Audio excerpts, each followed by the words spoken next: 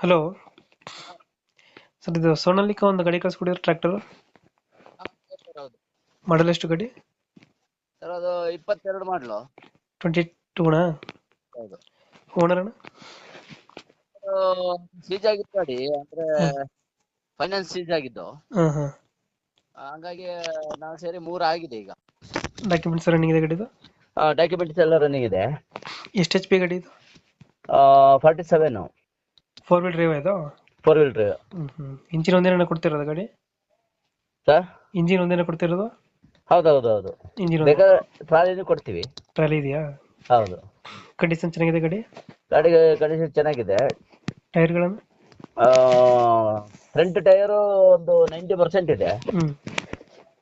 Back ಒಂದು 50% ಇದೆ. Location ಗಾಡಿ ಇರೋದು? ಚಿಕ್ಕಮಗಳೂರು ಮೂಡಿಗೆರೆ. ಎಷ್ಟು ಹೇಳ್ತೀರಿ ಗಾಡಿ ರೇಟು? ಸರ್, 5.5 ಹೇಳ್ತೀವಿ.